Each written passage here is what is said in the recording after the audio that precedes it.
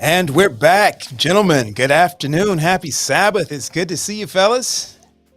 Yes, yes, yes. Good afternoon, everyone. How y'all doing? Hey, That's right. doing all Happy right. Sabbath. Happy Sabbath. Happy Sabbath. Good to see my colleagues back here at another pastor's round table. Hey, listen, y'all. This is the last Sabbath of August. Time is going by so Oh, wow. quick. Going by quick. It's going by Hey, man, quick. I got to do something right off the top before I really should have said hello to you guys before I say anything to the audience. Listen, my mother, Pauline Paul, had her 88th birthday on yesterday. So I got to send a shout out. Happy birthday, Mom. I don't know if you're watching right now, but just want you to know we love you. And we are so honored and blessed that God has given you another year of life. So praise the Lord for that. Yeah, Listen, Sister we're Paul, excited for you. Yes. Sister Paul used to be my AY leader back at the Mount Sinai Ah, Church. that's And right. we did, That's right. Pastor Paul, we did something called street preaching, man. She had us out there Mercy. doing street preaching. Mm. So I just love Sister Paul in a special way. Happy birthday, Sister Paul. Happy birthday. Happy birthday, Sister Paul. I'm new to the family, but I just want to say that it's always, when I first met you in person, you put such a smile on. It has stayed with me, and it felt like I was just grafted in. So happy birthday, Mom. That's awesome. That's Good awesome. stuff. Listen, guys, man, let's see who's with us today. Let's go through here. I see Mama Patrick is with us as always. Yes. Good to have you, moms. Joining us from again the beautiful Spice Islands, Trinidad and Tobago. Glad to have That's her right. with us. Who else do we have with us, guys? Listen, we have here Curleen St. Clair is here with us. Faithful member of the Pastor Roundtable. Sandra Holder saying happy birthday to Sister Paul. She is on here today. So we have some people on here just excited. Tiffany Brissett is in the house. Philly in the house. Good stuff. There's Roycelyn joining us as usual from the beautiful state of Maryland. Who else do we have? Monique Francois joining us. Not sure from where, but good to have you. Ooh, we have Antigua with us. Anybody wants to take a shot at that name? Where are we? I'm trying to look to see where Antigua is. I see Tangela's walking in the real space. She says it's Tangela from New Hope. She wants to come and say hello. You guys know I'm shooting from come a little closer. You got to come all the way in. They got to say hello. We want to see. We want to see. All the way, a little bit more. There she is. That was my Pathfinder president up there, right there. Oh, Pathfinder president. You must be talking about Pastor Wade. Passed away. Hey. Good to see you. Good to see you. Nice to see you today. All right. Philly is in the house. Tiffany says Barbados is in the house today. Sandra Holder. Good stuff. I see Myrna Harris from the good old Bronx, New York. Awesome. Well, listen, Dr. Henry, here we go. This is the time that you're just getting in, that folk need to do something. What is it, Dr. Henry? Listen, today, right now, at this time, share, and share. You want to make sure you continue just to share this feed. We have a great program on today, and the only way that your friends and family members and those that you've befriended on your social media feed, the only way they're going to be able to see this feed is if you share it. So please share it. There we go. Monique says, hey, I'm checking in from London. I said I didn't know quite where. She makes it clear she's joining us from London today. So glad to have the international audience with us today. All right, gentlemen, let's very quickly. Oh, go ahead, Doc. No, I was going to say, Pastor Wade, Pastor Paul, last week. Oh yeah, my. That's where I was going. Yeah, that's exactly where I was going. Whoo! Listen, if you missed last week, oh my goodness. You missed it. If you missed it, you missed it. No.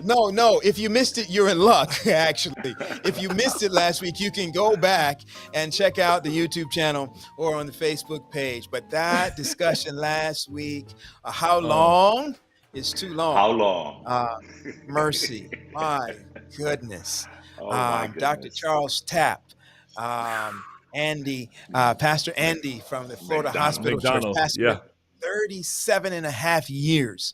And that's then right. Henry Wright. It was just a phenomenal conversation. That again, if you missed it last week, we want to invite you to go back. I was getting calls and texts as soon as we finished that show from pastors all over the country, from lay persons all over the country. Just saying we need more of this. We want to hear more about this conversation. They were just so enamored by how real the conversation was that those individuals that we had as our guests, that they just brought it, and they talked about some relevant things that impact how we do ministry, and that's kind of how we landed where we are today. But Where we are. interestingly enough, last week's discussion wasn't just about the pastor; it was about the pastor's family, and so Right. everybody was able to get something. I've heard from pastors who talked about what they heard helped them to be able to deal with the issues they're dealing with in terms of moves and how to talk to presidents. So it was a great discussion on last week. Yeah. And listen, Pastor Wade, I like the fact that we had different perspectives as far as seeing this from a different vantage point. We had all of them were pastors definitely at one time, but we had a sitting conference president that was talking about this issue and was really transparent. We had a retired pastor that has been in one church for like 37 years that was able to, give input on this. And then we also had a retired pastor, administrator, and also we had a professor, Dr. Henry Wright, that gave us a perspective on this. So it was a well-balanced show. And that's one of those shows that, gentlemen, we just have to do a part 2. I mean, that's just... that's just. And if you're an administrator, you got to go back and watch it. Go ahead, Pastor. And listen, I got a text from somebody said it was balanced, but not quite balanced enough, because they said it was a female pastor who texted me and said that we missed the question about how do moves affect female pastors. Is there a difference in how we do moves? How does that affect a pastor who is also a mother and a wife? And I thought that was a very good perspective that we did miss, and that I look forward to being able to deal with or to address in a future conversation. So ladies, we're thinking about you as well, and we want to come back and address some of that as well. So good stuff. Yes. Yeah. So listen, today we want to continue hopefully scratching where it's itching. In our conversation last week, we talked about the point that there is a shortage of pastors. Some of us may not realize that, but there is a shortage of pastors. Maybe because you see your pastor every Sabbath, you don't realize it. But when you look at it from a large perspective, when you look at it from the top down, there is a shortage of pastors. When I came through Oakwood University, or Oakwood College at the time, we had about 100 and plus theologs or theology majors coming through each graduation.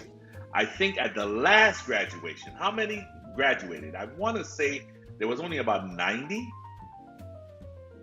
If I may be giving it too much, but there has been a complete reduction in the number of theology majors in the school, whereas the school has made recruiting pastors to come, or recruiting students to become pastors, a priority there at Oakwood University. So that's something new. And so in that discussion, in that vein, we wanted to talk to some pastors. This is what's on the table today. We wanted to talk to some pastors. We entitled the show, I Don't Pastor Anymore. And we'll get into it in the discussion, what that really, how to unpack that. But we want to talk to some pastors. We don't want to just say, well, we have a shortage of pastors. We thought we would talk to pastors who don't pastor anymore, and try to get an understanding of what made that choice, what helped them to make that choice of not pastoring anymore. Right. Raj, let's even work on putting a little bit more perspective on it. One of the things that we've heard is that in the years ahead of us, that we will be retiring more pastors than we are graduating.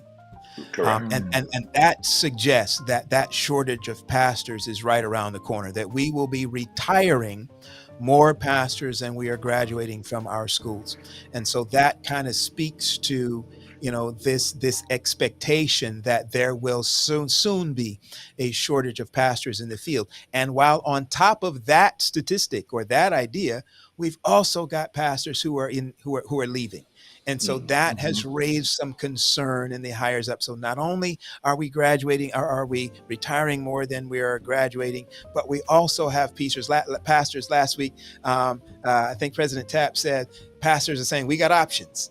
And so we said, hey, let's talk to some guys who had some options. Well, today, and let's I was see. about to say that. Yeah. I think So today we're talking to some guys who have some options. North American Division Ministerial, I think, shared that there will be a need for 1,500 pastors. Whoa! In about a year or two, there will be a need for 1,500 pastors, and we are in nowhere near seeing that being graduated. And that's across the board. That's not just in one or two conferences. That's across the board. 1,500 pastors needed. Wow. So today, we have some gifted people at the table today, Pastor Wade and Pastor Paul. They were one time in pastoral ministry, did a phenomenal job, and now they're doing something else. They're not pastoring anymore, but they're still in ministry. So we have here Robert Davis, my classmate there, Pastor Davis, the evangelist. He has baptized. Man, listen, you were on pace, Doc. You were gonna catch up with Cleveland, man. But hey, he still got time. He still got time. Yeah, so that's Pastor Davis, man, my friend there in ministry. And we have him here on the table here, Dr. Davis. And then, listen, we got another powerhouse right here, Kymone Hinds. You talk about creativity. You talk about doing things exceptionally well in pastoral ministry, when he was in pastoral ministry. You talk about him being a youth director, Central State Conference, and we go on with all of his accolades. Gifted young man. He is here. And we are just privileged to have my friend as well, Pastor Kymone Hinds, Dr. Kymone Hinds, the Kymone Hinds. He's here too with us today. Yes, all right. Hey, well, let's bring him on, Raj. Let's introduce him to the saints. There they are, in the flesh, in the spirit. Greetings, gentlemen. It is an honor for us to have you at the table today. I think, we have the best gig in the world, gentlemen, when we get some of the brightest and best of throughout the Adventist world, throughout the world, right here at the table. And we are just honored today to have these two gentlemen. They are colleagues, but more than that, they are friends. And we are just excited to have both of you at the table today. We're going to have a word of prayer, and then we're going to give each of you just a few moments to just greet the audience today. Dr. Henry, we're going to ask if you would just offer a quick word of prayer, and then we will jump in. Let's pray. Father, we are so privileged to have these great men of God that's on our podcast today, God. You have blessed them in their ministry. You're blessing them now in their new ministry. We ask, God, that as we have this conversation today, it will be fruitful. In Jesus' name we pray. Amen. Amen. All right, gentlemen, you know the drill at this point. We don't always have your full bios and resumes and everything to read to everybody, but we do want to give you an opportunity to just say hello to the audience. Just let them know exactly where you are, what you're doing, or anything else that you want to say during that time. We give full-time employed pastors about 37.9 seconds because we know what preachers do. I'm trying to figure out if we still have to shoot. Now I know Robert Davis, I'm gonna have to give him 15.7 seconds because he's gonna take whatever he wants to anyway. But listen, we'll start with Kymone and go to Rob. Anything you want to share with the saints today? The time is yours, sir. Well, thank you, Pastor Wade, Pastor Paul, Dr. Henry, for having me on, having myself and Dr. Davis on. I think this is a great conversation. It's one that I think our church needs to listen to. It may be uncomfortable for us, but I think it's one we can learn from. And so thank you all for having me on. My parents are on watching this now. I saw them in the comments. Hey. I'm excited about that. And just for us to discuss this. So thank you all. And I'm glad to be here with my youth director, Pastor Wade. All right. Dr. Davis, the time is yours, my friend. Okay, I thought that we was going to give a little bio about ourselves, so I got my spiel ready and narrowed down to about 25 seconds. But anyway, I wear two hats. As I have an LLC called Unbox to Lead. In that capacity, I am the CEO. And what we do is we provide a leaders peer support community for executive directors and C-suite officers. It's a comprehensive community to help them to reach their personal and professional goals, as well as to provide emotional support for leaders as they lead the organizations. The second hat that I wear is that I also have a nonprofit which is called Unboxed. And what we do right now is we are the project coordinators for the largest policing and public safety policy creation and policy advocacy task force in the entire nation. And so I'm working here out of the city of Denver, having the time of my life. And I'm so glad that you invited me to come and to join you. Did I keep that down to 45 seconds, 35, somewhere around the time?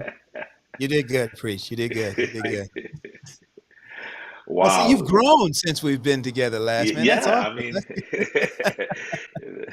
listen, guys, we are just so excited to have you with us. And let me just say right off the top, we appreciated your Yes. ministry. I know that it has shifted. We're going to talk about that. But you came up in the work. You came up through school. We saw you in school. We heard you got picked up. We were high fiving. We were excited to be in ministry. We partnered in many ministry outings. You at your local church, you came, preached at many of our churches, our youth congresses, all those things. But what issues did you consider in making the decision to leave pastoral ministry? I'm going to ask Dr. Davis, share with us, what were some of the issues that made you consider to make that decision to leave pastoral ministry? Listen, I'm probably gonna be the most boring guest that you've had on here because there really weren't any issues that I considered. To be honest with you, what I mean by that is um, the decision to transition from congregational leadership to community leadership um, was made. I remember the exact day. It was the first Sunday in August, 2015. I was graduating from Andrews with my Doctor of Ministry. My wife and I were driving back to Chicago, and we took the scenic route through all of the orchards and stuff in between Michigan, Indiana, and Chicago. And there was just a calm that came over me, and the Lord told me He was ready for me to transition from congregational leadership, and I really didn't know what that was about. At the time, I was pastoring in Baton Rouge, Louisiana, and was literally having one of the uh, most successful and phenomenal runs of my entire ministry. We had just started a community health center. And it was called the Berean Wellness and Community Support Center. We had just started that, got our 501c3, we're up and going. And the Lord says, man, He's ready for me to transition. And I didn't know what that meant. I didn't know if that meant that I was going to transition from denominational employment. Was He transitioning me into some administrative position or transitioning me into um, um, teaching or faculty? And He closed all those doors. He closed the door to conference administration. He closed the door to becoming a faculty member or teaching. And the only door that was open was for me to go out into the community. Being stubborn and hard headed, I should have left in 2015. I would have put my family in a much better financial situation had I done it then. My wife had established a powerful business in Baton Rouge, where she was had almost cornered the market as it relate to telepractice for speech pathologists. But I had to go ahead and I see one of my former members, Dorian Franklin, is here. Hey! So she knows that I'm telling half the truth. Not all the truth, but half the truth. But my wife was really cornering the market. But, because of my lack of faith, I could not see myself transitioning and how is that going to look and all of this stuff. So I ended up taking a call up to Denver. Love it here, but it was not what God initially intended. And then finally He said, listen, dude, when are you going to get the point? I'm ready for you to make that transition and to retire from denominational employment, congregational leadership, and to move into the new area of leadership that I'm calling you towards. And so You can only fight for so long. I talked with my president a year and a half, Roger Bernard. I talked to him a year and a half before I transitioned out. He gave me the green light. He said, "All right, you can tell your church 6 months before you leave." And that was our plan. And so 6 months, which would have been June of 2019. So I told them in January of 2019 that, hey, you got 6 more months of me. Get the most out of me because I'm going to be transitioning out. And as they say, man, the rest is history. Mm. Wow, fascinating, Wow. fascinating. But it wasn't. I just want to say the last thing I promise. It really wasn't where I had a fallout with the conference, where my church and I wasn't getting along. The brethren weren't, didn't sit, was had moved me somewhere I didn't want to go. It really wasn't that. I remember when Kymone and I had our first conversation about that. We both were kind of surprised. I remember where I was, Kymone, when we had this conversation. I was outside of the Ministerial Alliance meeting here in Denver, and I was sitting in my car talking to you. We three-wayed in past the Brooks. You remember that? I remember And that. I was shocked. I was like, "Oh, Kymone is transitioning, and I'm transitioning." So I was expecting him to tell me about how the brethren had kicked him in the gut, and how they, how he, if he never saw another Adventist church, it'd be the best thing that happened. And he was like, "No, God's called me to do something different." And I was like, "Are you Wow. serious? That's my story." Yeah. Mm. Mm. Wow, fascinating. Yeah. Sounds like Rob kind of alluded to my answer already. And I think it's similar, right? So about a year before I made the announcement that I was leaving, and maybe I should even go back further. In all of my ministry, God blessed, had a great time. I enjoyed my experience pastoring, being a youth director, being a church planter. But there were times along the way that I knew that this was not what God wanted me to do for the rest of my life. And I think my wife as well felt the same thing. But as Dr. Davis said earlier, there's a question, right, that I was asking: what do I do? What's next? And I think about a year before we made the move, before we actually made the announcement, that's when God really like made the confirmation. No, I want you to move and step out into this world of working for yourself, starting a business, empowering other people to take their knowledge, their passions, and develop them into businesses themselves. And then we began working on a plan. And I think so I want to add something to what Pastor Davis is saying. Were there times along the way that ministry was difficult or challenging? Absolutely, Mhm. right? Like Yeah, let's just be honest. I think there were challenges, there were difficulties, and I think sometimes God even uses some of those to stir you up so you don't get comfortable in something that He doesn't Wow. want you to stay in. But let me be clear. I just as confident as I was in 2000 when I felt called to go into pastoral ministry is as confident as I am about what happened in 2018 when I stepped away Mm-hmm. from pastoral ministry. I felt just as called both times in making those moves. Wow. yes. Wow. Wow. Wow. Good. Wow. Wow. I want to go back a little bit. And again, we look back at your pastoral career, and again, phenomenal work from both of you gentlemen. And as you mentioned, that Kymone Hinds, you mentioned that there were times, and I think all of us has experienced, or most of us have experienced those times when it was difficult, in Mhm. pastoral ministry. So my question is, at those difficult moments, did the denomination have an impact in your decision to stay in pastoral ministry when it was difficult, or did the denomination have like a negative impact and kind of because some people get hurt, in the denomination. So did the denomination have a negative impact in your ability to make that decision to stay when those times got rough? I want to go to Pastor Hinds first. It's a good question. There's a question I wanted to ask when I came on here. So I think it's related to what you just asked me. And I'm going to put it out here and then answer your question. I think whenever people like myself or Dr. Davis or others leave, we ask, why did you leave? And I think it's almost as good a question to ask pastors who are still in ministry, why did you stay? Okay. Wow. Because sometimes I think Good. Good. we overlook people's reasons for staying. And I think sometimes if we look at reasons why people stay, those aren't always noble, right? We think it's because of the call. I think Sure. sometimes some of the reasons that some people have stayed as long as they have because of finances. I need the money. I need to check, and I can't figure out Yeah. something else. It's the money, it's the status, it's the power, it's position. It's Well, Sure. let me say this, Pastor Paul. I'm not telling you. I'm telling you this from my experience, and I'm also telling you all this because I don't know if this has happened with you, Dr. Davis. Because I left, other pastors who are still pastoring feel a lot more comfortable to tell me about their feelings of wanting to leave. Right? Like, hey, man, listen, I'm gonna tell you this. This is what I'm feeling. And two big reasons that I've heard some people stay who want to leave are money. I can't provide for my family. We have these bills. I got all of the loans and all of this stuff, and my family and kids are in school, and I need the subsidy. So it's money.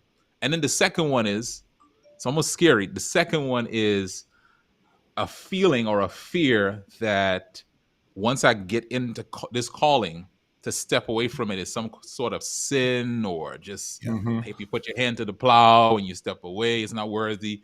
There's a lot of, I think, this is Kymone Hinds, bad theology around what it means to be in denominational employment. It almost feels like once you get in, you can't leave until death do you part, and I think that's a wrong concept. Yeah. Let me answer your question. I know I was off there. I was off totally. No, but my answer to that no, is go ahead. Yeah. the denomination. I'm just like any organization. I mean, I don't perfectly like anything in any organization. And there are some things along the way that I felt like, stirred up the nest of this isn't what I want to do for the rest of my life. Do I wish I was paid more? Absolutely. But for all of the demands of the job, do I wish there was more understanding from administration at times as to the present reality of ministry? Because a lot of times the conversations that administrators have about what ministry is not the reality of what's happening on the ground presently. So some of those things are contributing factors, and I think those things need to be addressed because people, those expectations on pastoring, both from members and from administration, can be very much a stressor to the job and the role of a pastor. That's good Wow. stuff. As you were talking about the call, I think there's a question about that later. Paul has a question next, but I remember, you go in. I fought it for 10 years. I was like, nah, I don't want to be a pastor. It's not. My youth director, rest his soul, Danny Davis, was very, you need to be a pastor. I'm like, nah, that's not for me. But this sense of joining this fraternity, sometimes for life, is a hard yoke to break. You talked about the fact that y'all actually heard the voice of God saying, "Hey, I need you to do something else." I mean, what were there some things that said, "Nah, don't do it now," or what was it that really? How did you make that switch? Because it's really tough for a pastor to, this is what I know. Some of us come into this thing from 18 on, so we really don't know what life has for us. But what is it that helps us to make that jump to saying, hey, I'm gonna try something else in ministry? Because Doc Davis, you said you are now a community leader and community pastor. Where did that thinking begin in terms of, because we're not told that when we come into the church to pastor a local church? For me, it was with Pastor Dr. John D. Aaron in Alexandria, Louisiana. He's a Baptist. He's deceased now. He was a Baptist pastor, and he took me underneath his wing. And one of the things he told me is he was driving me around to meet the various city officials. And I'll never forget, we had just left the sheriff's office. And I watched this man tell the sheriff what he was going to do. Sheriff, you're going to do X, Y, and Z. And I saw the sheriff telling him, yes, sir. And as we're driving around afterwards, he says to me, Robert, never forget, you don't pastor a church, you pastor the city. Come on now. And that stuck with me. And that was in 2003 that he told me that. And that has stuck with me ever since. And so my ministry approach has always been, and there's some of my former members who are on this, who are watching this right now. my approach has always been extremely engaged with the community. And so it was easy for me to be able to see that there was a need in the community for the skill set that I had and that I had developed through my academic training, but even more so than that, that I had developed through congregational leadership.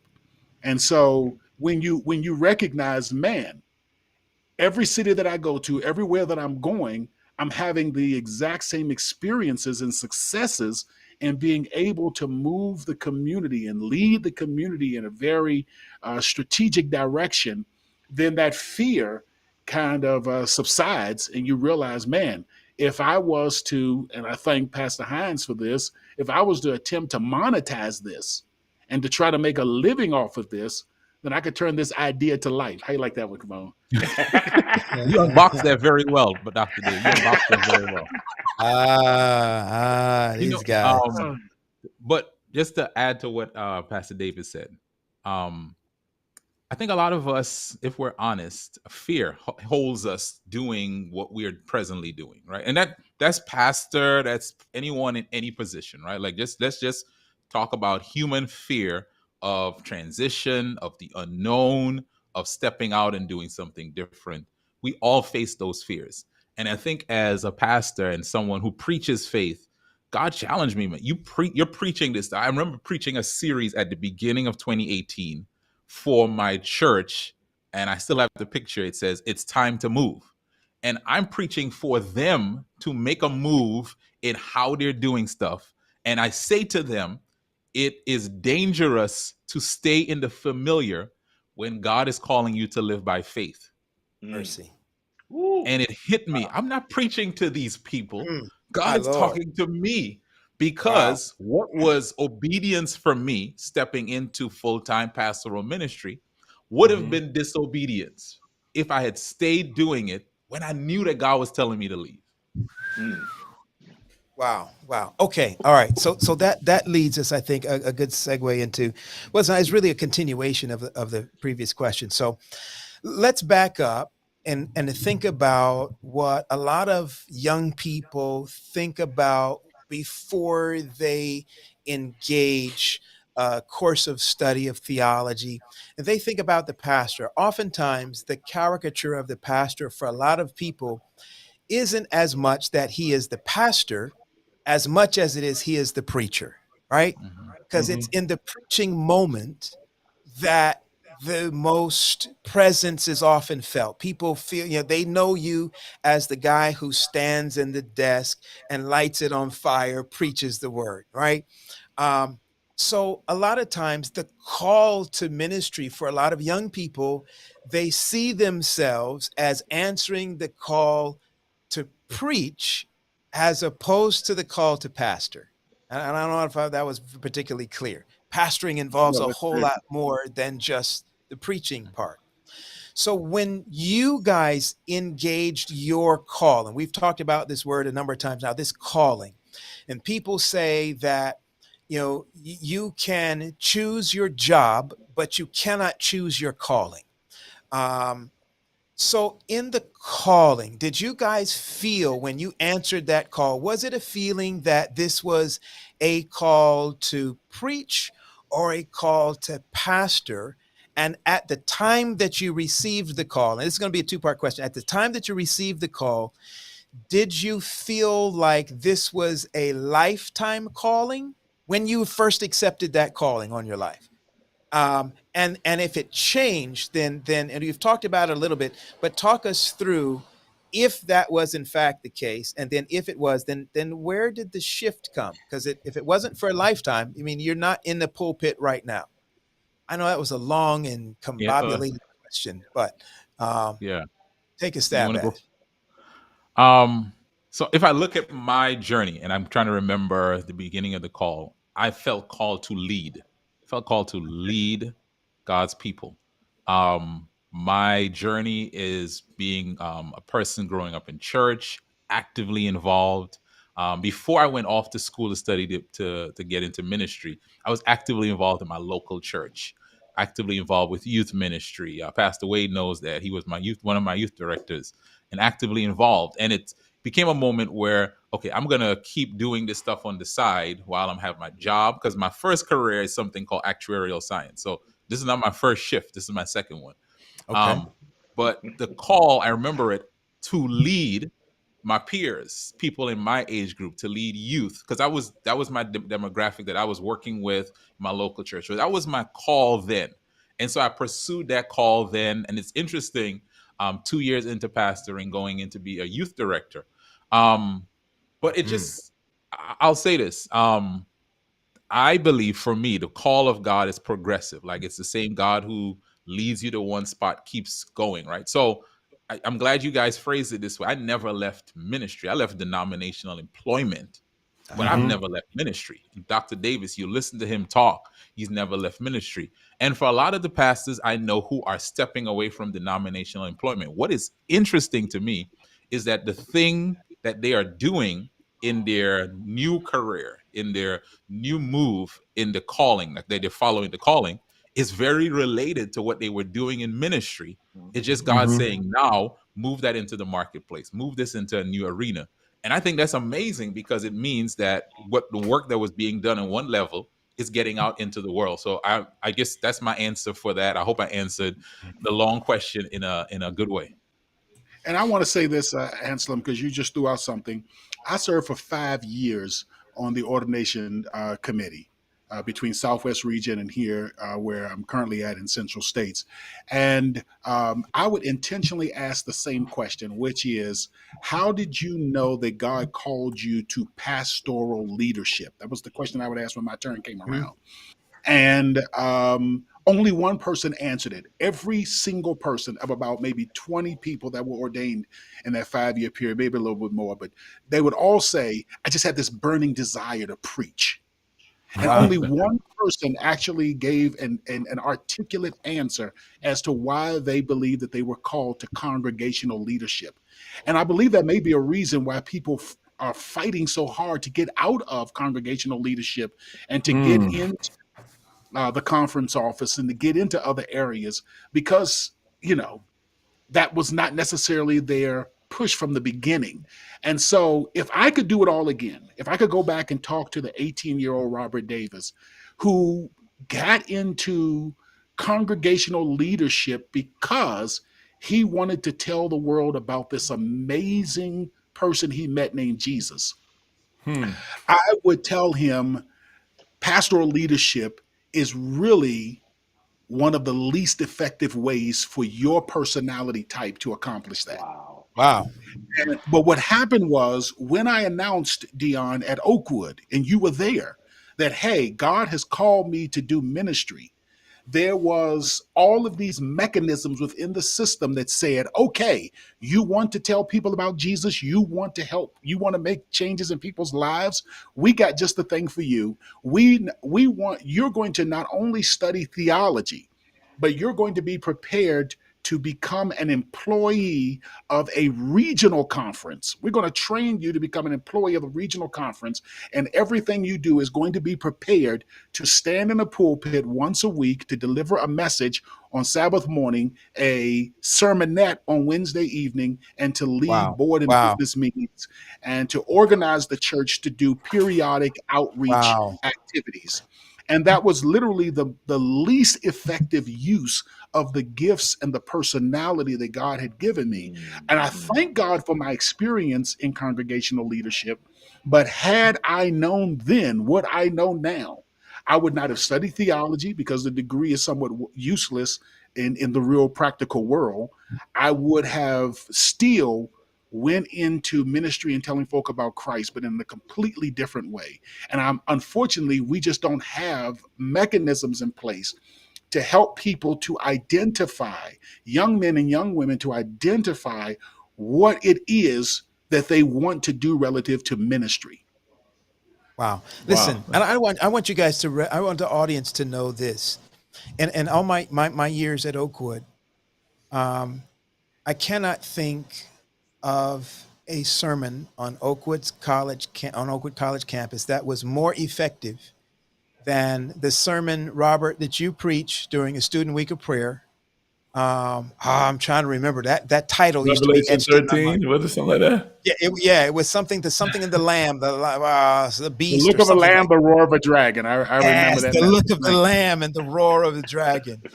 There, in all those years, whether this was from a student or any other ordained pastor, conference employee, the, the the Holy Spirit used you to light the entire campus on fire after that sermon. So people would look at you, Robert, and say, as a result of how God used you there, not as a pastor, but as a preacher, then this man must be called by God to fit inside of that box that you just described. Dion Henry introduced me in that message. So Dion and I have been running the streets for a while. Yeah, I'll never forget that. It's Dion's fault. The look of the Oh, Dion. Lamb, Yeah, let's blame everything roar of on the Dion. dragon. Yes. Oh So, so, my, so, my, so, my. so, so let's talk very quickly before we move to the expectations, right? So people sat around and they've heard both of you preach. Kymone, I heard your name. I knew your name. I knew Yeah. of you before I ever met you. Yeah. Um, and I knew of your creativity, your innovation, your passion for ministry and all of that. And then eventually when we got to talk, we talked because I already knew some stuff that I was already kind of this guy is on it. Um, so you guys also know, and forgive me if I'm skipping ahead. I'm not sure if I am or not, but coping with not only, I asked initially kind of your own expectations. Did you feel that this was a calling for life, or was it for a season? Um, but in making this switch or transition, how did you deal, or did you think at all about other people's expectations or thoughts about what you were preparing to do? Come on, and then Robert. Good question. Other people's expectations, other people's thoughts, definitely. Because of my some of the way I'm wired as a pleaser is one of my issues. I definitely thought about that. I wanted, because just like I mentioned earlier, you get into ministry, you hear the messages, keep your hand to the plow, so when you get in, there is an expectation from colleagues, members, family, people. There's an esteem of ministry that you're supposed to stay in. And I think that probably contributed to me wrestling with it longer than I should have in terms of making the move. Because maybe there's a unsaid some unsaid expectation that if you leave, you're almost leaving God, you're stepping away from spirituality. There's a lot of other things that come along with it. And I didn't want people to think that way about me. But after a while, as Davis mentioned, you got to go with what God is telling you. I'd rather please God and disappoint people than please people and disappoint God. Got it. Good I'll stuff. never forget. Pastor Debelier Snell was passing through town. His flight got canceled, just happened to get canceled here, and I live around the corner from the airport. So he came and spent the night at my home, and I was sitting in the living room. He and I speaking, and I was trying to articulate. This is literally like with the month after I had just transitioned out. I was trying to articulate to him why I had transitioned out of congregational leadership, why I was retiring, and for some reason he just couldn't get it. And anyone who knows Pastor Snell knows that he's probably one of the most brilliant minds that you'll ever encounter. And he just couldn't get it. And I'll never forget, and talking about, how others would receive it. And I was very discouraged. My wife pulled me aside and told me, she said, quit trying to explain Mhm. what God is Wow. doing because Right. other folk are not going to get it. She Right. overheard the conversation. She just told me, she said, don't just quit trying to even explain it. And I realized that, but I wanted my friends, those who I love and those who I admire so much, to be able to understand and to celebrate with the same Mhm. intensity Wow. when I announced, hey, I'm getting ordained this summer. All the guys were like, finally, yay! And all we all were excited. We all got ordained within a year of each other. Dion, I think, was 2 years ahead of us. We were all cheering each other on when our ordinations came up, and I wanted that same Wow. validation, and I Wow. didn't get Wow. it. I just didn't get it. No one could understand it. You know what? Can I just piggyback on what Dr. David just said? It's interesting that both of us are on here today because, as he mentioned, we both were talking about this around the same time, and I think that was God ordained because Davis, just as we were doing that, you said it. A lot of people didn't understand. A lot more people are doing it now, so it's not as strange. It's not as whatever the word is. But I think for me, having you and I going through the journey together was helpful for me. I don't know if it was the same for you. Mm-hmm. I need to say this. I need to say this to both of you. I know both of you. We've worked together. We have friends and community. What you did actually prior to my coming into ministry and the years that I put in ministry, now I understand better than before, and I applaud you the courage y'all took to step out and still be in ministry. It's something that still baffles a lot of us who are still in, and probably baffle a lot of people who are out. Even some of the members, what are they thinking? Because they see that pastoring is just this one thing. Could you share a little bit about some of the successes you have had outside of the pastoral congregational leadership? Share with us how God is working in your life, doing some of the things you're doing now that is still ministry. And I want to just I'm going to let Kymone start off, but I just want to say this. I want to push back just for a moment because my wife is right next to me right now, and she's livid because we continue to equate denominational employment, pastoral, congregational leadership as ministry. By default, if that's ministry, we look at other areas as not being ministry. And then we are confused. And I was the greatest culprit before I made the transition of doing this. But then we wonder why our members, the members of the congregations we lead, don't view themselves as ministers. Yeah, that's good. And why they don't take up the ministry mantle is because we have told our members that real ministry is when you are employed by a conference and you're getting paid. We don't want you to call yourself pastor. We got this whole thing where members are not allowed to be referred to as pastors. We got all of these other rules and regulations, this hierarchy. Members are, which is completely anti-biblical. Members are not allowed to administer the Lord's Supper. They're not allowed to baptize.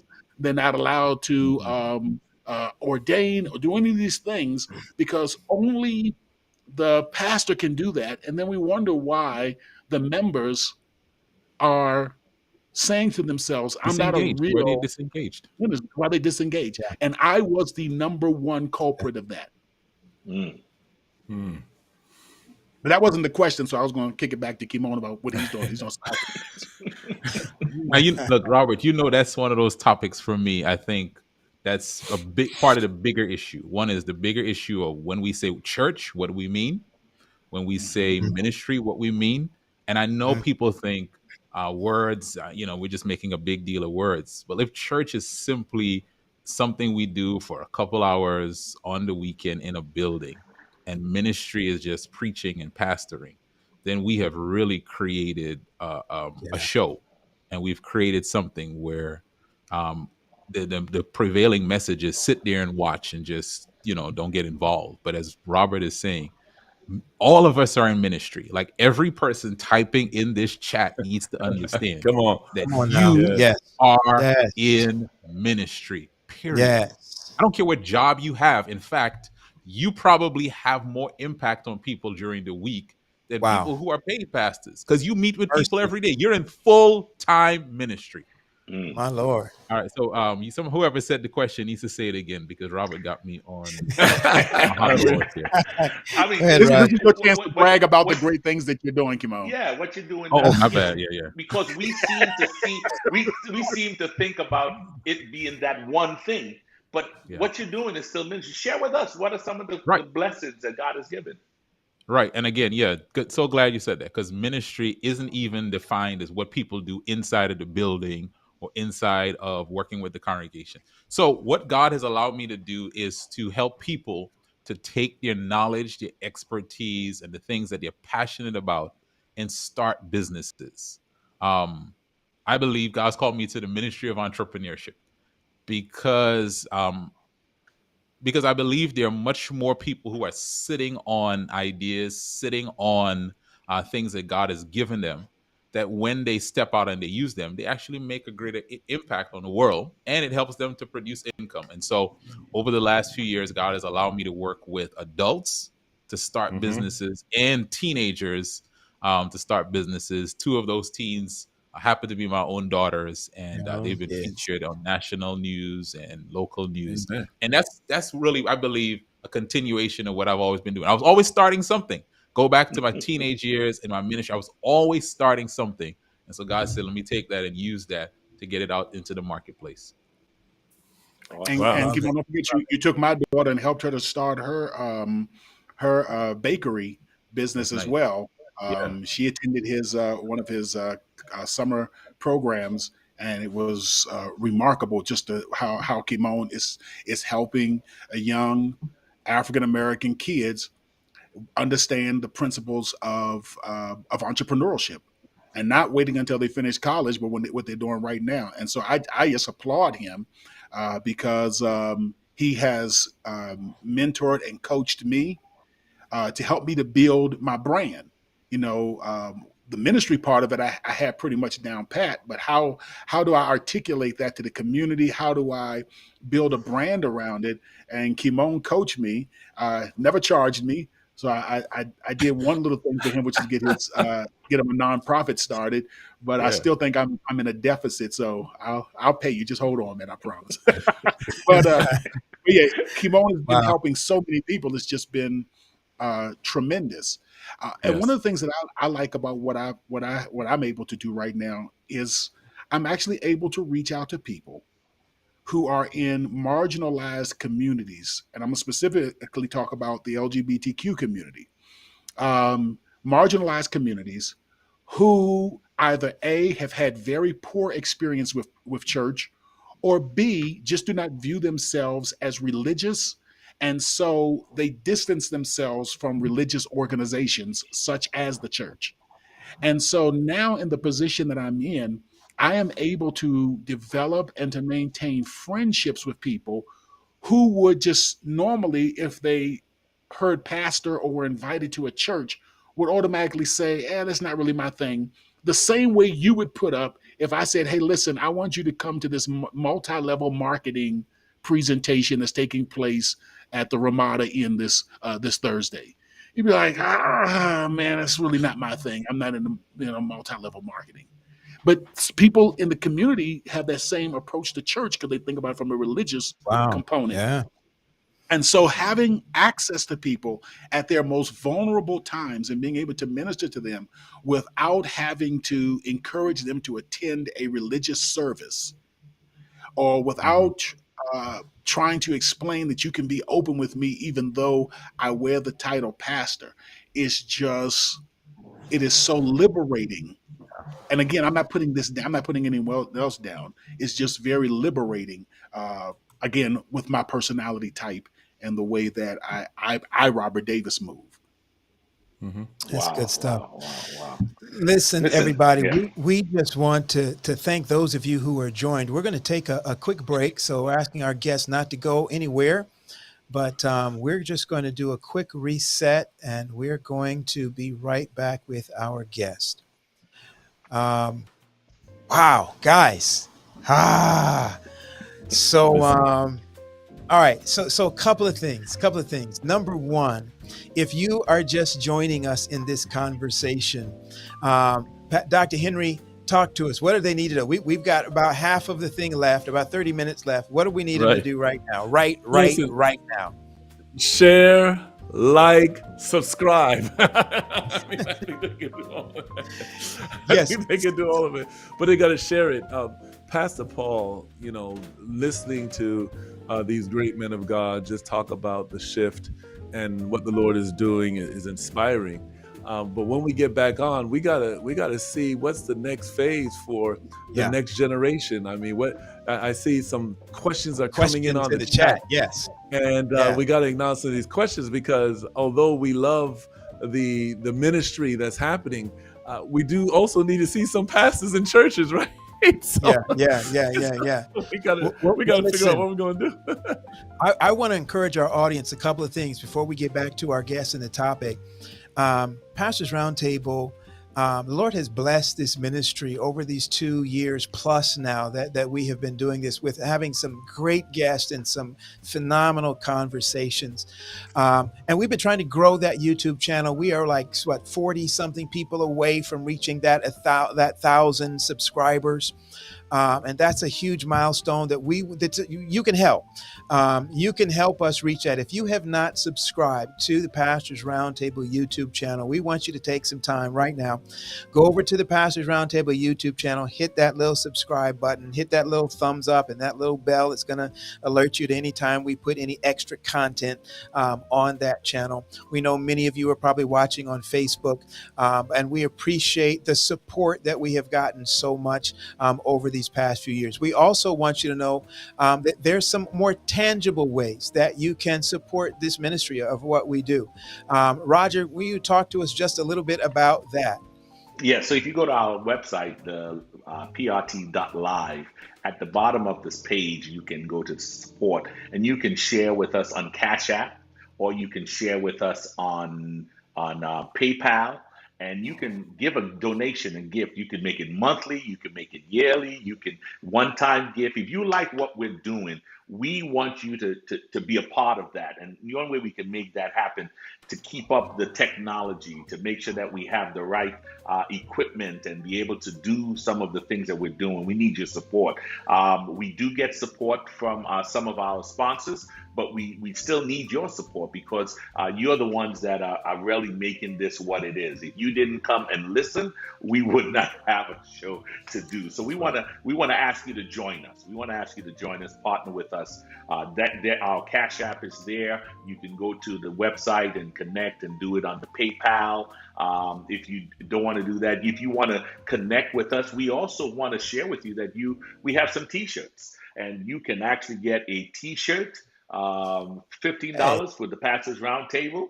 Just email us with the information, and we will be happy to get you one of the Pastors Roundtable T-shirts. All right.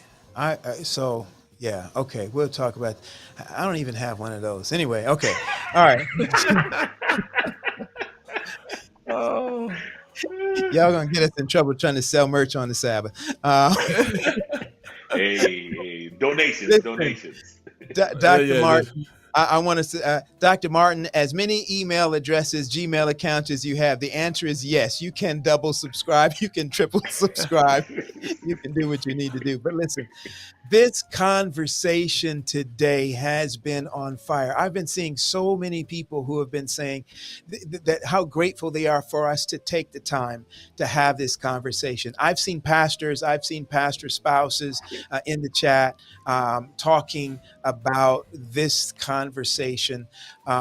Again, right now, if somebody that you know needs to be a part of this conversation, now's the time, because we're getting ready to bring our guests back on and to dig deeper into the last half of this conversation.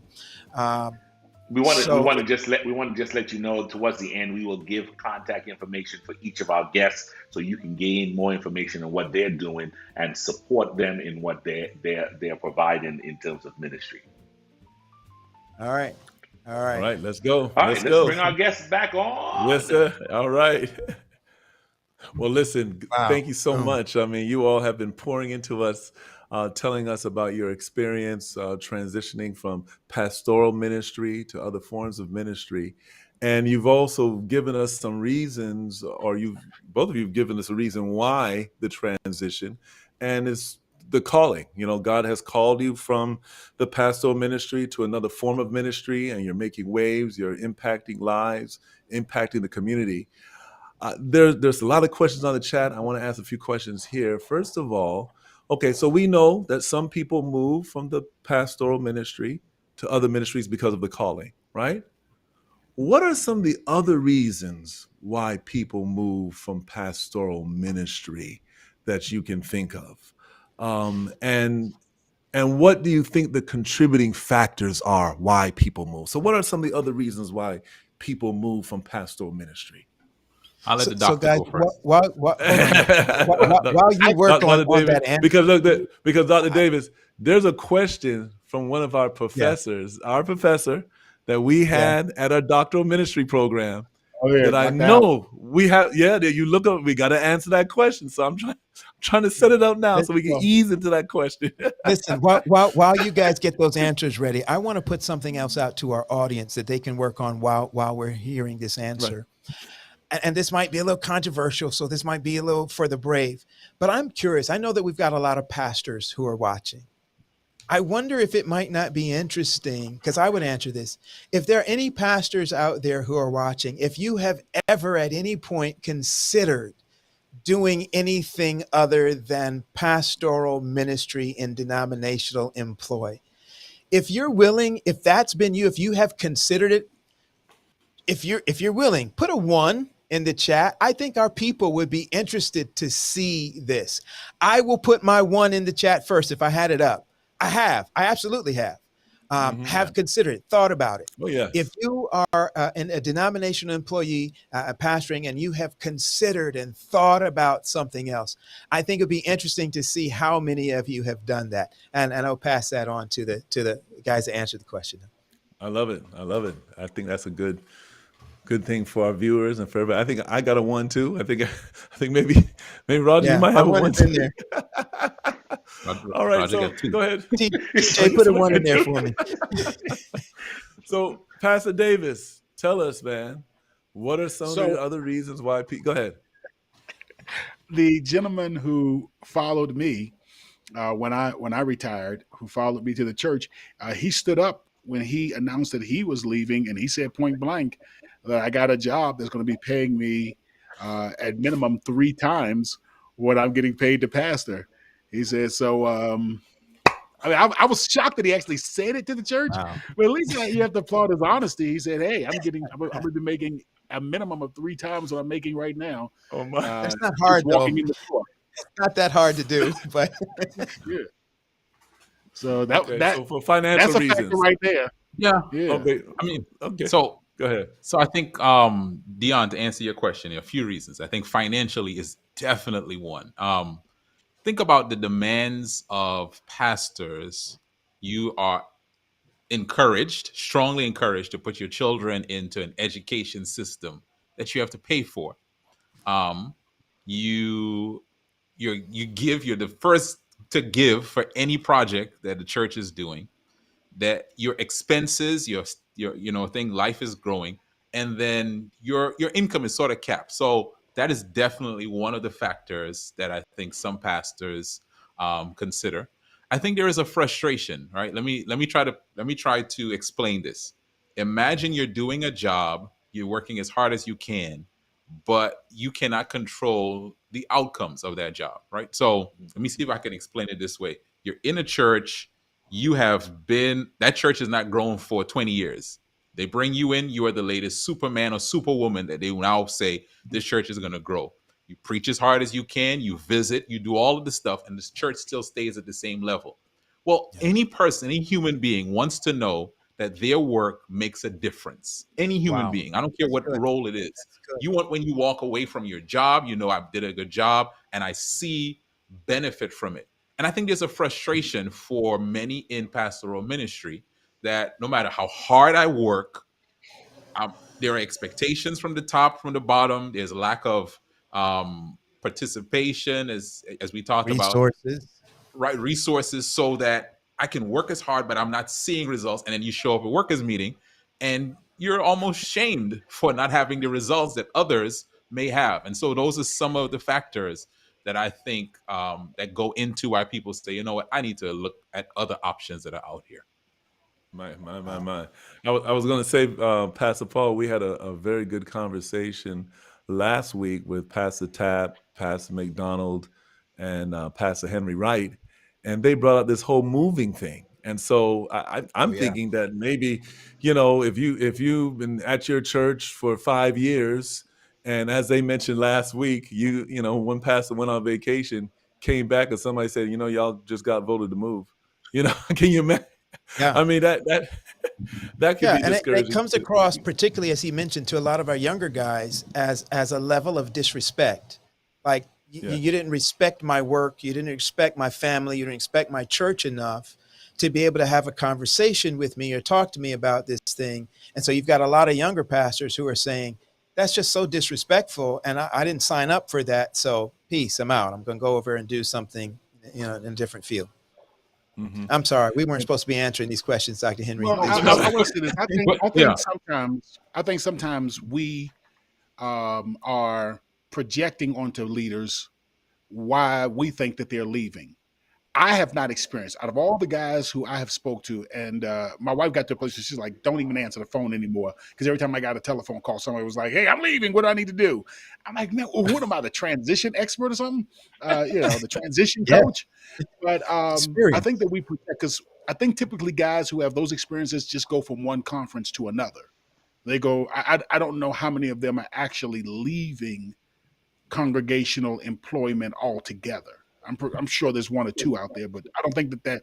I think the majority of the guys who are leaving genuinely are experiencing a call. There's another thing. We've had some pastors who have been shown the door because of various reasons, and so have been asked to leave or forced to leave.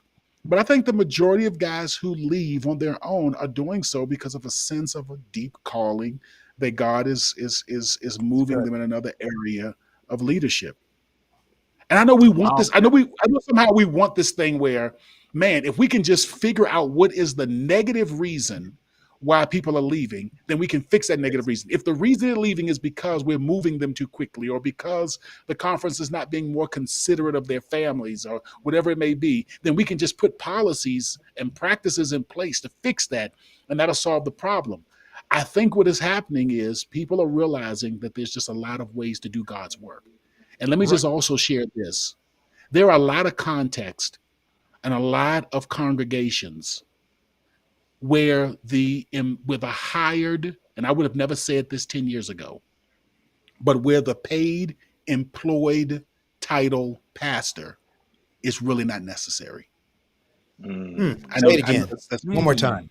Go again. Say I know that that's, again, that's preacher. be anathema, but they're really because to some degree in some of these churches the pastor just provides a weekly, or not even weekly because they have multiple churches, provides a monthly high level religious entertainment production Mm. Well, called can I a push service. back a Wow. little bit Wow. on what you just Wow. said, Pastor Davis? I don't think I agree with you that God is calling people, and people are responding to their calling and making the transition.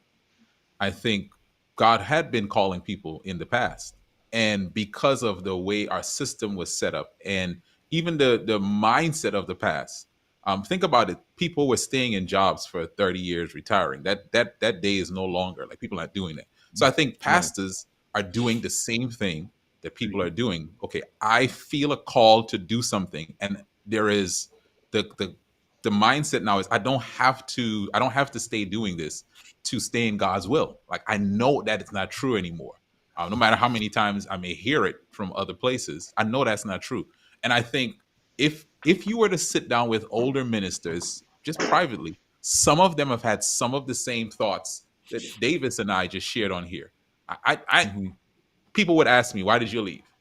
And before I answer, I would ask, "Why did you stay? Have you ever thought about leaving? Have you ever felt like God had called you to leave?" And many said yes, but I couldn't.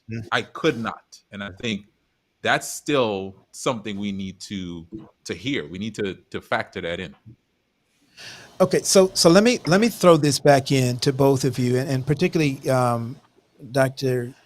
Davis, and what you how you responded. So there's a certain number of pastors that I've personally heard from, and most of us have heard these stories where there are pastors who have left, not because of the moving, not because of the families, not because of those things, and not particularly because they felt that there was an external call or a call for them to leave the organization, but because they were trying to fulfill a calling that they felt they could accomplish within the context of denominational employment, but it did not fit within the box that denominational employment required of them or would allow.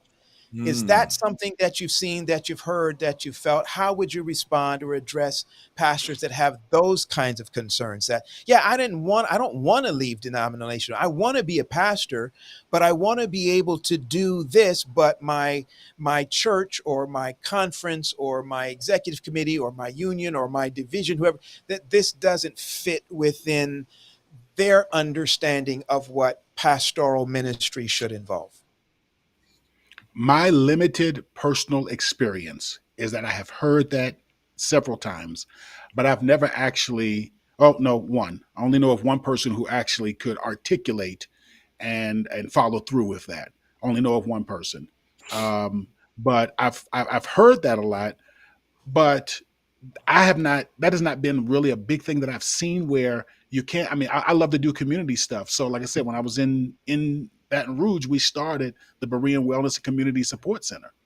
We actually had a clinic that was providing services for low income families in the community. I was working with the Ministerial Alliance. I was, working on policing policies and things of that nature. Everything I love to do, I was doing it. We had a midnight basketball league going on at the church and all kinds of other stuff. So, I just don't know what it is Yeah, that they're looking for. It hasn't been my experience. Okay. yeah. Well, maybe I can provide another side of this because I hear what you're saying, Dr. Davis. I think what you shared is the things that you were doing as a part of your church ministry. And I think sometimes what pastors may be looking for are outlets that they have ownership over and they have some Mm. autonomy in to be able to do. I'm looking at the three gentlemen here who are interviewing us, and I'm going to say that the fact that you all have this platform is a great opportunity. Yeah, 'cause this is not run by your conference. This is not run by whoever your hiring organization, but it gives you an outlet and an opportunity to use your gifts and your talents. And I think in pastoral ministry, one of the things that we've talked about, and we may have different views on this whole moonlighting, being able to pursue other things. I think we're going to have to reconsider that because pastors Wow. will, I think, pastors who are presently in ministry, who are looking for autonomy and opportunities to have ownership over things that they are passionate about. I believe the institution is going to have to think about that tent maker ministry a little bit more.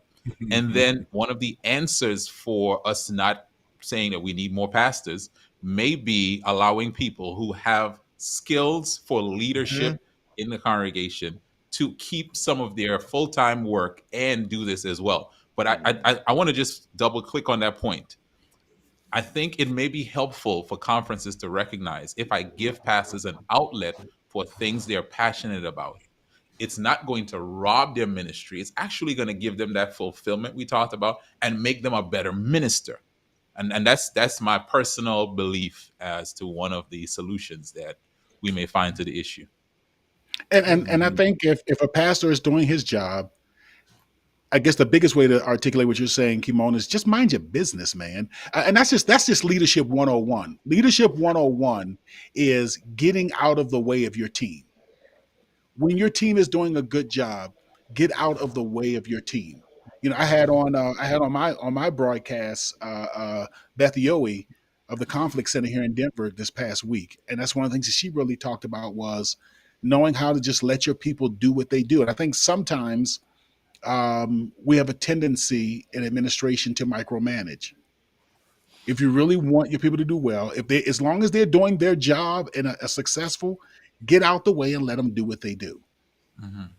I think the point brought out was it came out last week. Pastor Henry Wright mentioned that the job description for a pastor is infinite. There's no Sure. Yeah. set structure.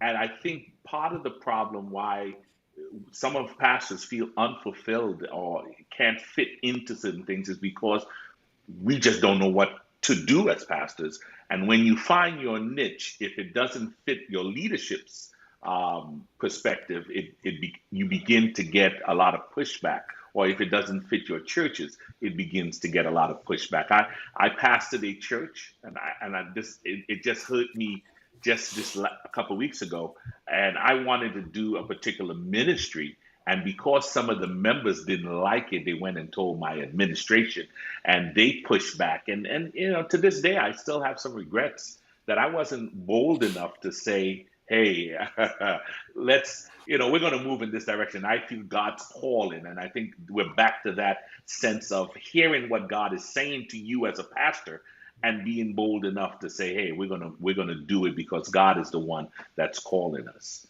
And I think that is key to what you all are saying here today. Can I say something, Pastor Wade? You said something to me when I was making my transition that helped me. My job before, I ran summer camps. And when I was no longer youth director, you said, run your own summer camp. And so I did. And I did it with my children, right? And then that kind of became the basis of me starting the camps to help kids start their businesses. Mm-hmm. And what I believe for many pastors, maybe the answer to some of the frustrations of ministry is recognizing that the kingdom is so much bigger than the Adventist church.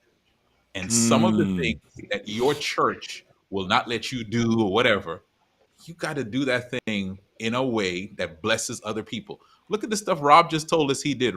Rob Davis, I don't know if some of that stuff you may have been able to do. Maybe you could have. But I think the kingdom of God is so much better served for what you're doing now than if you were simply doing the old role that you were in. And that's no shade. Please don't take that as shade for anything. But I think if we recognize the kingdom is so much bigger than our church, we bless people like Pastor Davis. We say, man, this guy is doing what God is calling him to do, and people's lives are being impacted. And the good thing I had going for me, just to address that one point, the good thing I had going for me in Baton Rouge is I had a church that said, hey, listen, we are not prepared to do any real work, but what we won't do is get in your way. And we'll also stand on the sideline and applaud you as you work yourself to an early grave. So that was a good thing I had. They said, hey, we won't jump in your way. Do whatever you want to do. And I did whatever I wanted to do, and had a good time doing it. Listen, we got a comment in the chat here. Dr. Martin's asking a question. He's saying with the fading influence of the current cultural milieu, with the fading influence of pastors in society, what would you advise the next generations, or would you advise the next generations to pursue pastoral ministry? So in other words, with the fading influence of pastors in society, how would you advise the next generation to pursue pastoral ministry? What would you say to them? Mine would be to the universities, and Oakwood being my heart. I'm an Oakwood man all the way through. But what I would say is that we take more of a approach to pastoral lead or to ministry as they take an approach to medicine. You study medicine, but no one says that you have to be a cardiologist, because pastoring is a very specialized field. You go into pre-med, and then you go to med school, and then you go into your specialization. What we do is, as soon as you say, I want to study medicine, we start saying, okay, great, you're going to be a cardiologist. That's exactly what I might want to do. Gynecology. I might want to do be a podiatrist. No. You only have one choice, one single solitary. And not only that, you have to be a cardiologist that works for Adventist Health Systems, and that's the only choice that you have. And I think if we step back and say, okay, you want to do ministry? Let's talk. I would love for them to have a couple of classes that talks about ministry in the real world, so that whether you are a physician, whether you're a sociologist, whether you are whatever, speech pathologist, whatever, this is how you are to take your profession and to do it and to make it into a ministry, whatever you're doing. And so that people can see there are various options. And one of those options is cardiology. Out of all of them, one of those options is cardiology, not the end all be all. So then that's why you don't hear neurologists bad mouthing cardiologists and saying that cardiologists are unneeded, because they respect what each other does, because they understand that all of us are practicing medicine. Good Yeah, that's stuff. good. Good stuff. That's good. Good Yeah. stuff. Yeah, that's real good. I think you hit it on the head there. Um, that has just exploded in my mind. This concept of ministry, and you know what thought comes to me. God's ways are higher than our ways. God's thoughts Yeah, are high, yeah, and yeah. we tend to kind of try to keep it in a certain way. But when He is outside of the box, we don't see it, we don't get it, we don't understand it. Yeah. Well, You know, it's that's a so interesting. Go ahead. Go ahead. no. Go ahead. I wanted to hear from you. Go ahead. Yeah, I think for people going into ministry, I would encourage them. Davis mentioned it, right? We need to have a better sense of helping all our members understand the calling from God. And I think for those who are looking at studying pastoral ministry, I would say be as sensitive to the voice of God all the way through your ministry. Because I think the move that we're seeing, I do believe it's God leading. And I think it's people now responding to that leading. And don't and be aware of what God is doing in you. There are some things that as you do your work of ministry, you'll see God is pulling me towards these people. God is pulling me towards this gifting. And I would say be faithful to what God is calling you to do, because when you serve doing what you're supposed to be doing, where you're supposed to be doing it, God's kingdom is best served that way. God's kingdom is best served that way. Wow. All right, gentlemen. So as we wrap this up today, our time got by real quick, it feels. So here we go. So let's go back to the question on the table, or the issue initially, that again we are looking. It seems that we're hearing again that we are going to be retiring more pastors than we are graduating. You guys heard that in the opening. So the it feels like we've got less and less young people who have the desire to come and fill these denominational leadership positions, and that's including pastors and anything else. Is there any corrective action um, that you see the structure, the denomination, the church taking on that might turn that? Well, first of all, is that a bad thing? And if it is a bad thing, or whatever, however you feel about that, is there anything that you can think of that helps turn that around, where we can find more young people who see pastoring within denominational employ as something to pursue, as something that they want to do? Has pastoring lost its desire for folk to do it? Yeah. How would you address that? What would you say in terms of what can the church do to make sure that in 15, 20 years that there is leadership? What if, are you ready for this? What if we just allowed things to play out its natural course? And I try to correct it. And what if we were to say that we're going to have, here's a number, 500. That just sounds like a good number. We're going to have 500 churches that will not have an employee of the conference called a pastor that will provide the weekly religious entertainment production. That we're going to allow congregations to develop an entirely new model of how they do ministry.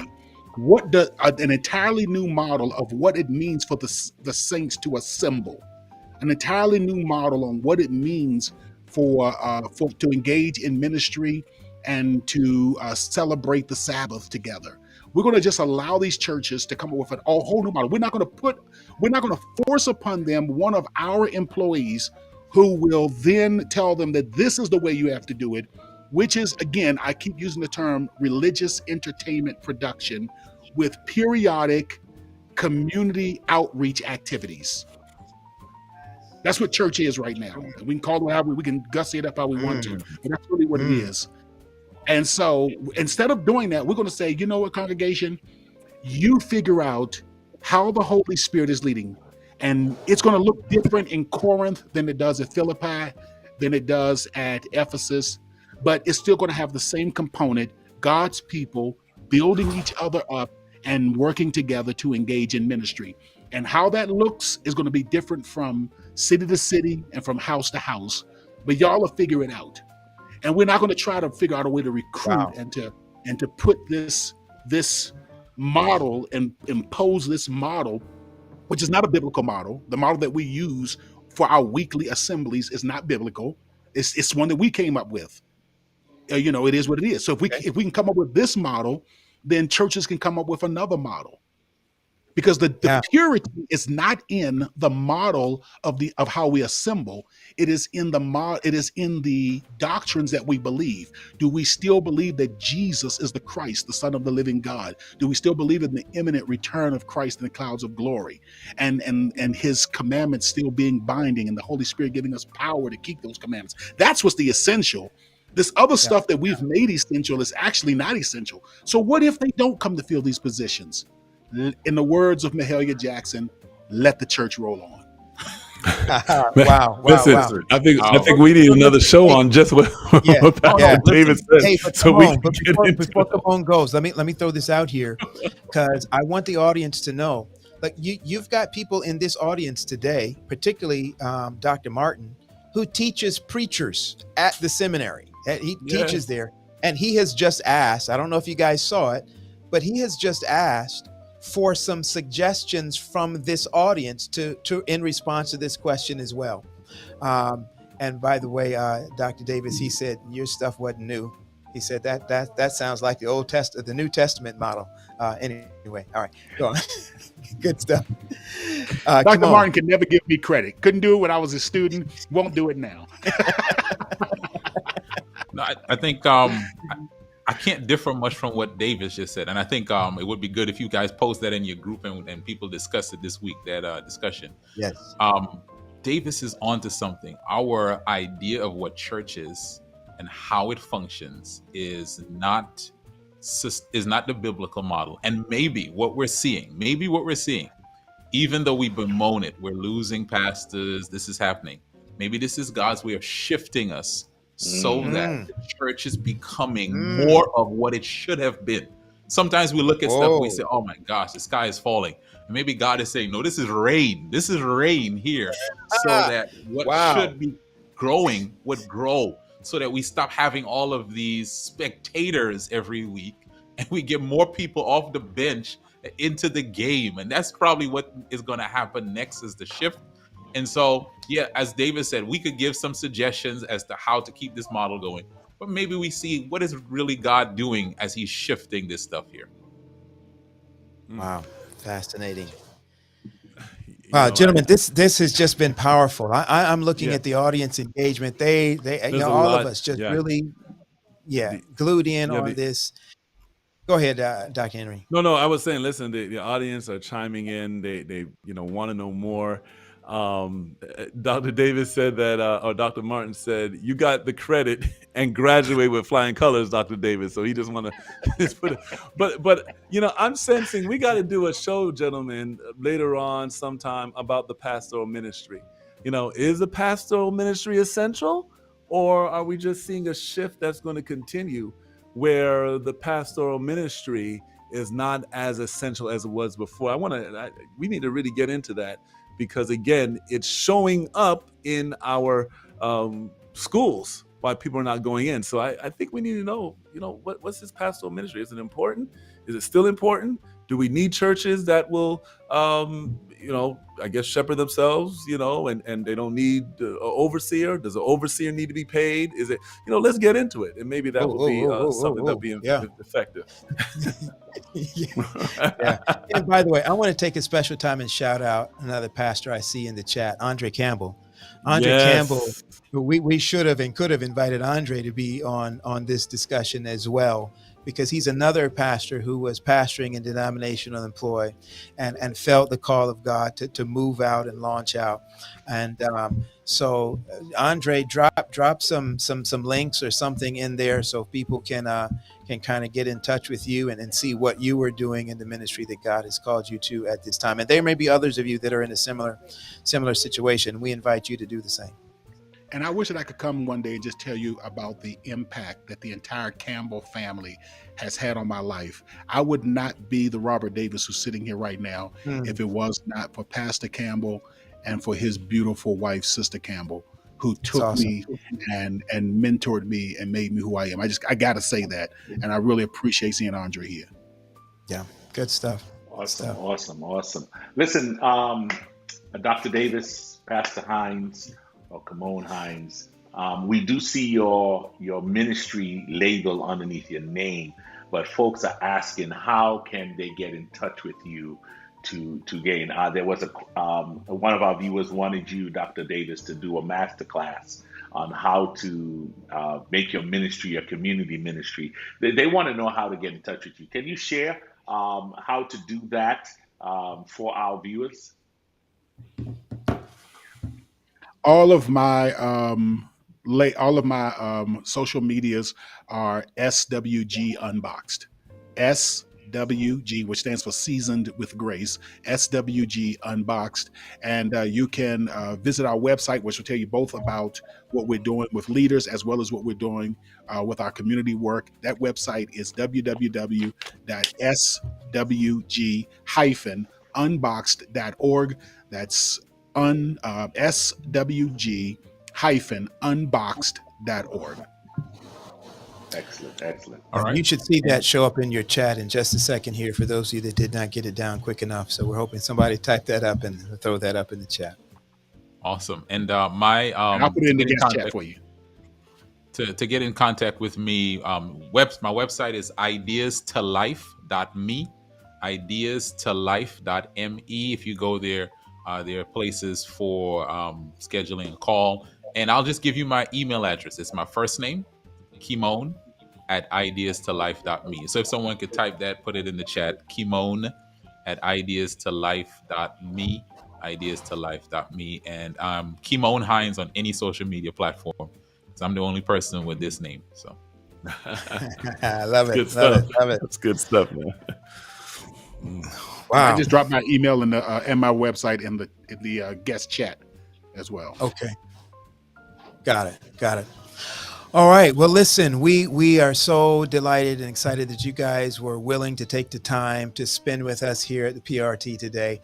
I guarantee you our audience was blessed, our live audience and our audience that will show up over the next few days are going to be richly edified by us, even by you guys being really even willing to breach the topic. We don't discuss it often. We don't discuss it a lot. And so we appreciate you guys being willing to come and put this on Front Street, as it were, and really just kind of opening the box a little bit wider for people to be able to be encouraged and to see that ministry happens in more than just the classically defined places and spaces. So thank you so much. We applaud both of you for what you're doing. We applaud the courage that you engage by following where God was leading you. And thank you. But we want to say on behalf of our audience, on behalf of ourselves, thank you for showing us that you can move outside of the box, that you can find a way to minister in the specific ways that God is calling you at various seasons of your life and in your ministry. So thank you both so very much.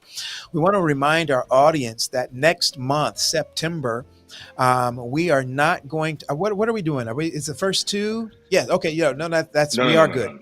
That's October. In September, we are looking to do the whole month on religious liberty. Religious liberty. And we're going to be talking about some fascinating things. Liberty of conscience. We're going to be talking about Christian nationalism. Some of these things that are coming to the forefront like we never would have imagined before. And so you want to make plans to be with us every single week through the month of September as we approach these topics on religious liberty. It used to be a thing that kind of sat on the back shelf and we didn't talk about it a lot. It just seemed like it was the ultra conservative side of the church that always had something to say on these things. Look, y'all, we are seeing these things come front and center right now on CNN, MSNBC, Fox. You're seeing this stuff in your newspaper, on your social media feeds. So I guarantee you do not want to miss this month as we focus on this topic of religious liberty in all of its various ways. There is a thing that I wish we had the graphic to show you, but there's the religious council. What's that called? Conscience and Justice Council event that is coming up on the last week of September. We're going to put the flyer up in on our sites, on our platforms, to make sure that if you can be a part of that, to go ahead and do that. Some of you may be willing to go or interested in going. I believe it's out in California. Some of you may be able to watch it online. I think there is a registration fee, but we'll put all that information up. We want to promote that next month as well. Roger? Yes. So to our guests, thank you for joining us today. To our viewers, thank you for being a part of this relevant discussion. You have, Dr. Davis, Pastor Hinds, you have demystified the concept that I don't pastor anymore. And you have actually given us an opportunity to celebrate with you what you're doing now. So thank you so much for allowing us. And thank you to our viewers for adding to this discussion. And thank you for supporting Pastors Roundtable, where we strive to make ministry relevant, resourced, and real. God bless. Goodbye, everyone. Stay with us, our guests.